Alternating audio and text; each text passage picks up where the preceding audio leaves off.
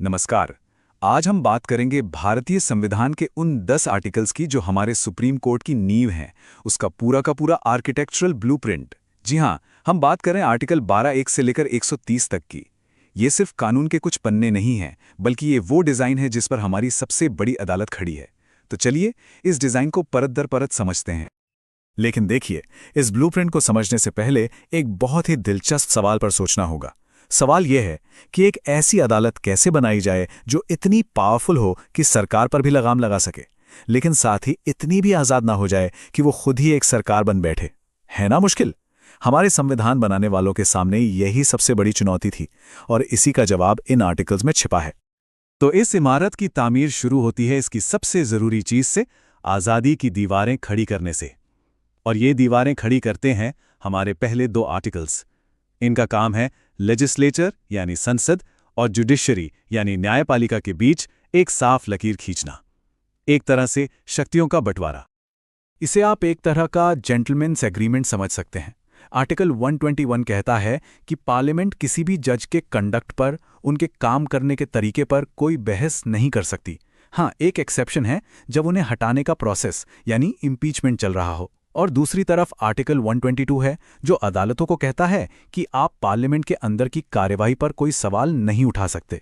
तो ये एक बैलेंस है ना? लोकतंत्र के ये दोनों मजबूत पिलर अपनी अपनी जगह पर खड़े रहते हैं, बिना एक दूसरे के काम में टांग अड़ाए।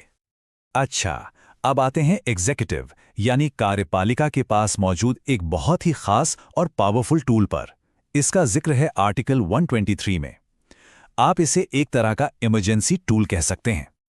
इस टूल का नाम है ऑर्डिनेंस यानी अध्यादेश। अब ये है क्या?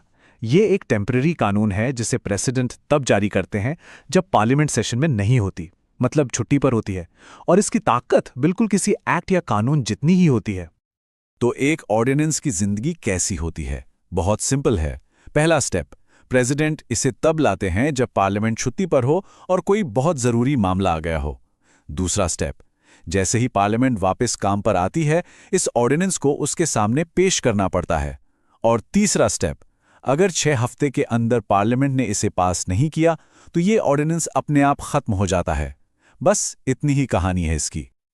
चलिए, दीवारों के बाद अब बारी है इस इमारत की नींव रखने की, और ये सबसे अहम हिस्सा है, सुप्रीम कोर्ट की असली बुनियाद। ये काम करते हैं आर्टिकल 124 और 125, जो सीधे सीधे कोर्ट को एस्टैब्लिश करते हैं। तो आर्टिकल 124, यही वो नींव का पत्थर है जिस पर पूरी जुडिशरी टिकी है।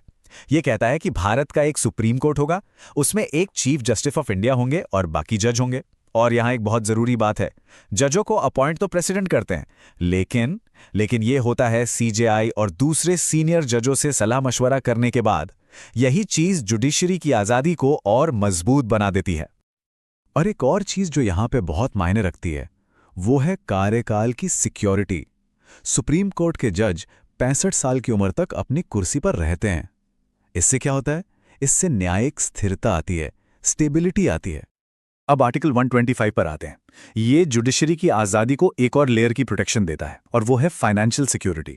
ये कहता है कि जजों की सैलरी भारत की संचित निधि यानी कंसोलिडेटेड फंड ऑफ इंडिया से दी जाएगी। ये सरकार का वो मेन खाता है जिस पर रोज रोज की बहस नहीं होती। और सबसे बड़ी बात, एक जज के कार्यकाल के दौरान उनकी सैलरी कम नहीं की जा सकती। सोचिए, ये कितनी बड़ी बात है। ये फाइनेंशियल गारंटी उन्हें किसी भी तरह के पॉलिटिकल प्रेशर से आज़ाद रखती है। देखिए, कोई भी बढ़िया बिल्डिंग सिर्फ मजबूत नहीं होती, उसमें जरूरत के हिसाब से बदलने की गुंजाइश भी होती है, वो फ्लेक्सिबल होती है। तो अगले कुछ आर्टिकल्स सुप्रीम कोर्ट को बिल्कुल ऐसे ही कुछ स्मार्ट डिजाइन फीचर्स देते हैं ताकि वो अपना काम और बेहतर तरीके से कर सके। जैसे आर्टिकल 126 को ही ले लीजिए। ये एक तरह का बैकअप प्लान है। मान लीजिए अगर चीफ जस्टिस की कुर्सी खाली है या वो किसी वजह से काम पर नहीं है, तो प्रेसिडेंट एक एक्टिंग चीफ जस्टिस को अपॉइंट कर सकते हैं। इससे यह पक्का हो जाता है कि देश की सबसे बड़ी अदालत का टॉप पोस्ट कभी खाली ना रहे और काम चलता रहे। फिर आता है आर्टिकल 127। ये कोर्ट को केसेस के भारी भरकम बोझ से निपटने में मदद करता है। हम सब जानते हैं कि भारत की अदालतों में कितने केस पेंडिंग हैं। तो जब भी कोर्ट को लगता है कि काम बहुत ज्यादा बढ़ गया है, तो टेम्परेरी बेसिस पर एड हॉक जजों को अपॉइंट किया जा सकता है ताकि केसेस जल्दी निपटें। और फिर है आर्टिकल 128, जो जुडिशरी के तजुर्बे की कद्र करता है। इसमें एक प्रोविजन है कि जरूरत पड़ने पर किसी रिटायर्ड जज को उनकी मर्जी से वापस काम पर बुलाया जा सकता है। ये एक शानदार तरीका है उनके सालों के ज्ञान और एक्सपर्टीज का फायदा उठाने का, खासकर जब कोई बहुत पेचीदा मामला सामने हो। तो चलिए अब इस इमारत पर फाइनल टच देते हैं, इसकी फिनिशिंग करते हैं। हमारे आखिरी 2 आर्टिकल्स कोर्ट को उसकी असली ताकत और एक पक्का ठिकाना देते हैं जिससे उसकी पहचान मुकम्मल होती है। आर्टिकल 129 ये सुप्रीम कोर्ट को देता है पावर ऑफ कंटेम्प्ट, यानी अदालत की अवमानना की शक्ति। इसका सीधा मतलब यह है कि अगर कोई भी इंसान कोर्ट के फैसलों की इज्जत नहीं करता या उसकी डिग्निटी को कम करने की कोशिश करता है तो कोर्ट उसे सजा दे सकती है, और यह पावर कोर्ट की अथॉरिटी बनाए रखने के लिए बेहद जरूरी है। और आखिर में आर्टिकल 130 ये सुप्रीम कोर्ट का पता बताता है, नई दिल्ली। हालांकि इसमें भी एक फ्लेक्सिबिलिटी है, अगर चीफ जस्टिस चाहें तो प्रेसिडेंट की मंजूरी से कोर्ट की बेंच कहीं और भी बैठ सकती है। तो एक बार फटाफट से सब कुछ समेट लेते हैं। इन 10 आर्टिकल्स ने मिलकर एक मजबूत और आज़ाद जुडिशरी का पूरा ढांचा तैयार किया है। याद है, 121 और 122 ने आज़ादी की दीवारें बनाई, 123 ने एग्जीक्यूटिव को एक इमरजेंसी टूल दिया, 124 और 125 ने कोर्ट की मजबूत नींव रखी, 126 से 128 तक ने इसे ज़रूरत के हिसाब से काम करने की फ्लेक्सिबिलिटी दी, और आखिर में 129 और 130 ने इसे अपनी अथॉरिटी और एक पक्का घर दिया, पूरा का पूरा आर्किटेक्चरल प्लान।